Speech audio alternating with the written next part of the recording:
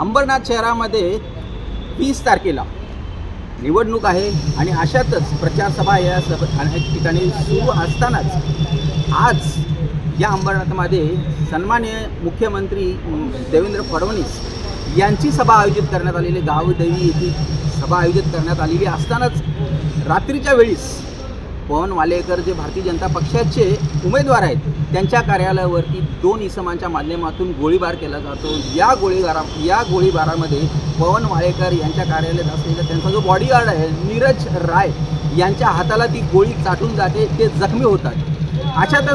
अशामुळे या जो परिसर होता तो नवीन भेंडीपाडा हा जो परिसर आहे या परिसरामध्ये भीतीचे वातावरण पसरलेले आहे। सोबतच आता पोलिसांची टीम देखील पोहोचलेली आहे, तिथे फॉरेन्सिक टीम देखील तिथे आलेली आहे।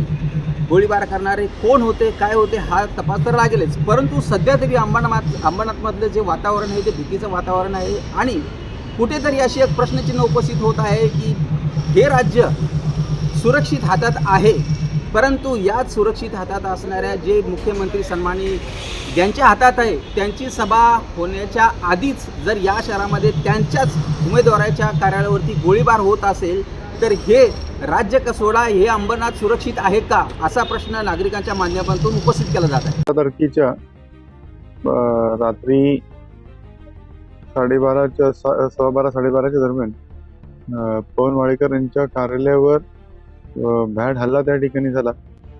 2 व्यक्ती हे त्या ठिकाणी एका 2 व्हीलरवर येतात आणि त्या ठिकाणी कार्यालयाच्या आत शिरण्याचा प्रयत्न केला असावा असं त्या ठिकाणी दिसून येत आहे, परंतु त्या ठिकाणी कार्यालयात लोक असल्यामुळे काही ज्या उद्देशाने आले ते उद्देश पूर्ण न होता असं काही दिसत होतं, म्हणून त्या ठिकाणी काचेवर अंदाजून त्या ठिकाणी गोळीबार करून त्या ठिकाणी पळ काढला।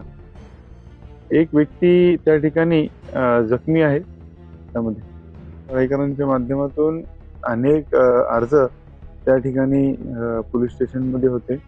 तेवढंच नाही तर त्या पवन वालेकरांच्याच ऑफिसवर लक्ष ठेवण्याकरता एक वेगळे सेपरेट CCTV फुटेज काही लोकांनी त्या ठिकाणी प्लांट केले होते। त्या CCTV फुटेजचे देखील किंवा अनेक अर्ज या पोलीस स्टेशनमध्ये पवन वालेकरांच्या माध्यमातून देण्यात आले होते, परंतु त्याच्यावर कोणत्याच प्रकारची दखल नाही घेतल्यामुळे आज कुठंतरी त्या छोट्या गोष्टी एका खूप मोठ्या गोष्टीमध्ये याचं रूपांतर त्या ठिकाणी झालं। आज आपण पाहू शकता की पवन वालेकर यांना खूप चांगला प्रतिसाद त्या ठिकाणी लोकांच्या माध्यमातून भेटतोय।